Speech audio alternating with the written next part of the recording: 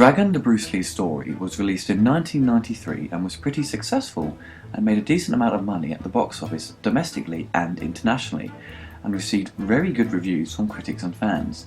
With the film claiming to be about Bruce Lee's life, it's more centred around his relationship with Linda. With the film being based on her novel called The Man I Only Knew, it takes liberties with the factual truths. The film doesn't claim to be a documentary or, for example, starts with these events that took place are fact, etc. It's loosely based on his life.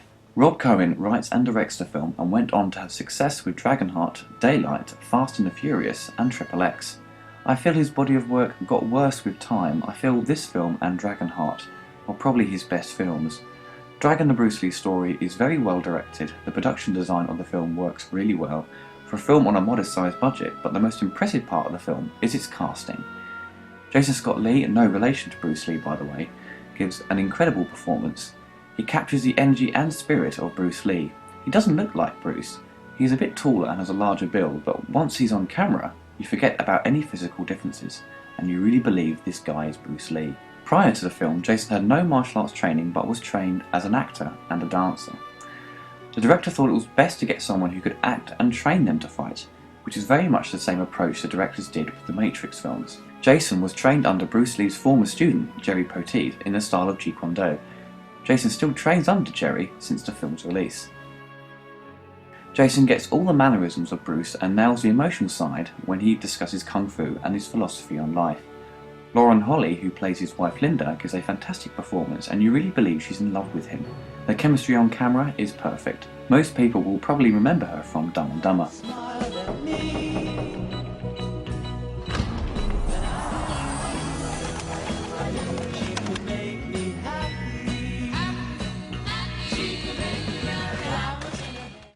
The musical score to the movie is beautifully composed and is considered the highlight of the film.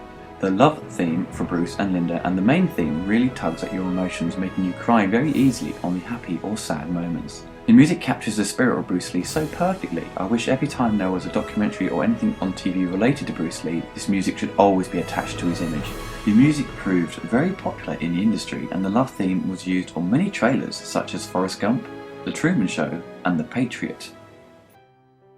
Now, if you are a Bruce Lee fan and you've done a bit of research about his life after viewing the film, you will find a lot of the movie has changed parts of Bruce's past to tell a traditional, structured story. Many fans complain about the changes the director made. Here are some of the moments in the film that stood out for me. Lee started training Wing Chun at the age of 13 after losing a fight with bullies, not because of inner demons. Wong Jack-man did not kick Bruce Lee in the back while Lee was walking away from the fight. The fight did in fact take place, but it was at Lee's own school, not at the strange temple scene in the film. Bruce won successfully, but his fighting style was very limited at the time. The fight was the reason that Lee developed his own style of Jeet Kune Do. Lee actually damaged his back by lifting a weight incorrectly and pinching his sacral nerve. There was no rematch between Lee and Wong Jack-man, or a fight against Wong Jack-man's brother while making the Big Boss. However, a challenge match did take place between Bruce and a local Thai boxer while filming the Big Boss. Bruce Lee was often challenged on set. On the making of Enter the Dragon, Hong Kong cinema expert Bay Logan discusses what happened. This was all just open land. You never knew what was going to happen. And on one day they actually found a dead body of a woman over there. A woman hiker's dead body was found. Nothing to do with the production, allegedly.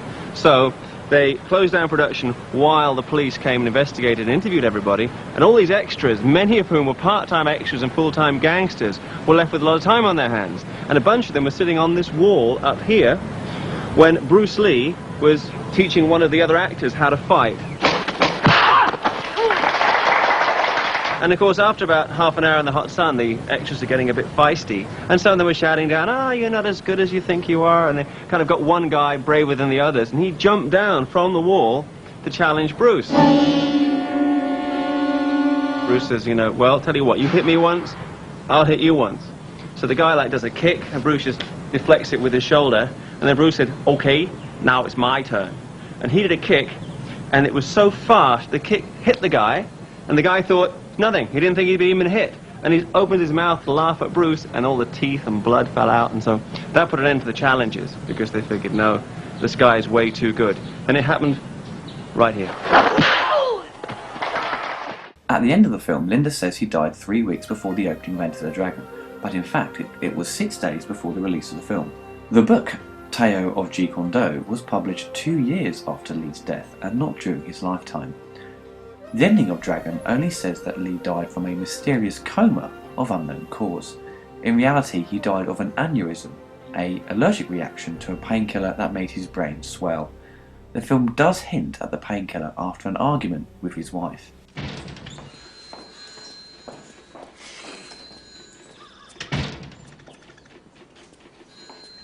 You have an aspirin. During the course of the film, Bruce is confronted by a demon warrior. It's supposed to be a metaphor of Bruce Lee's health condition. According to his wife Linda, she said 3 months before he died, he collapsed at the studio and told her later something was trying to drag him away from life. It was like he was fighting a demon. Now, Rob Cohen threw that idea into the plot to create a villain, so the film is structured very much like a typical Hollywood feature. While the film was in production, Brandon Lee was still alive and was actually offered the role to play his father, but declined and was making The Crow. I recall listening to the commentary on the DVD release of Dragon. The director says while they filmed the final confrontation between the demon and Bruce, where he has to protect his own son, Brandon Lee was actually shot or pronounced dead. If it's true, it must have been really eerie and spooky on set once they heard the news. The film was dedicated to Brandon during the end credits. When the film came out, it was given a release on many of the home consoles at the time. The Super Nintendo, Mega Drive and even the Atari Jaguar had a computer game released of the film. I actually played the game when it came out on the SNES. The footage I'm showing is from the Jaguar version.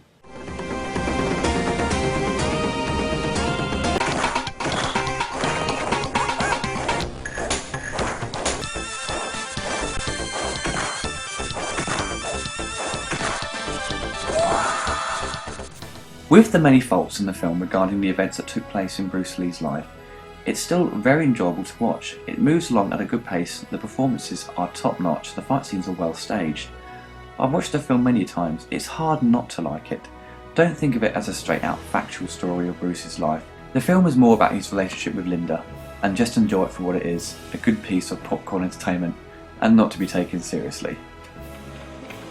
Linda, I forgot something. What? I forgot to tell you I love you. You know, I don't think you've ever said that to me before. Yeah, but I meant it every day.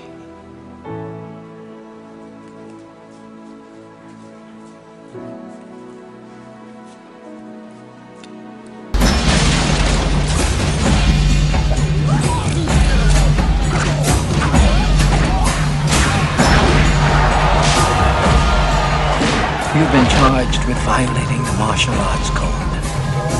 I'll teach whoever wants to learn. Seen some of them chop socket flips, man. You die in hope. I've seen it.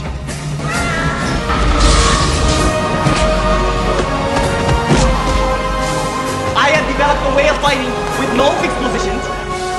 They tell me you make a big noise in America so I can hear it over here.